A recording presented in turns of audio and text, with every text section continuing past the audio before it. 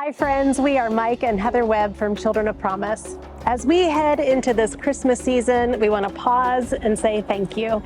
Your generosity over the years has created ripples of hope all around the world. Just like skipping a rock across the pond, your gift makes waves far beyond the first splash. For 33 years, we've seen that ripple effect. Children breaking free from poverty, becoming leaders, and even giving back themselves. That is the power of your partnership. You have been a part of stories that continue to multiply across generations. I had the opportunity to visit Burundi this past February, to visit with the Church of God there and to hear about their vision for the future, to get an understanding of the real needs that face the families and the communities there. And did you know that Burundi has consistently and regularly been considered as the poorest country in the world over the last few years? As I visited a few different communities there was one that really stood out to me. In a very poor part of Bujumbura, the capital in Burundi, there's a church that is in badly of need of reparations, and it's surrounded by dusty streets and crowded homes and shops and even open sewers along the road. And in a small side room of that church, there are 10 small boys who've lost their parents, and they're living under the care of that congregation. The thing is, they sleep on dirt floors because they have no beds, they have very little food, they have no privacy at all, no sanitary places to manage their own hygiene, and really no confidence that their daily needs will be met. The pastor, though, and the church there, they're doing their best to manage the care of the boys by paying their school fees and feeding them whenever they're able to do that. But it's really a terrible situation.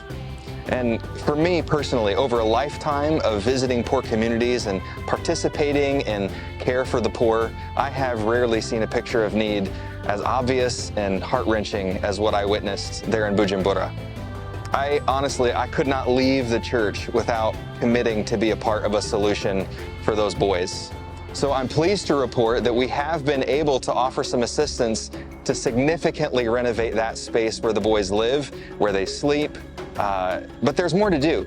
These boys and scores of other children around the world need daily food. They need safe and secure living situations. They need hygiene supplies. They need access to regular health care.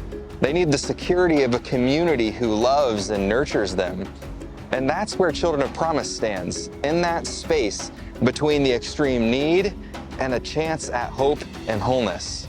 We exist to bridge that gap for the local church, to respond to those great needs of the children in their own communities, where wholeness can become possible.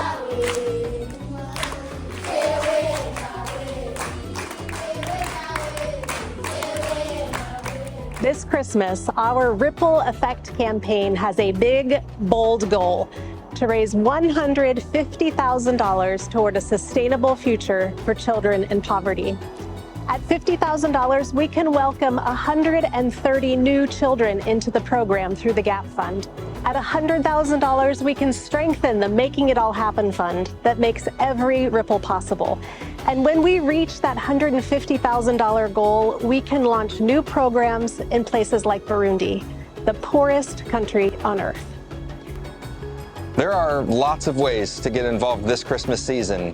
You can, of course, give to the Ripple Effect campaign, taking advantage of matching challenges that will start on Giving Tuesday, December 2nd. And we also need you to advocate for kids this Christmas. Share the campaign with friends and family. And if your church has a year-end gift, please talk to your leaders about making Children of Promise a part of that. Together, we can create a generational ripple effect, one that changes lives forever. Thank you so much for your love, for your generosity, and for skipping stones with us. Merry Christmas.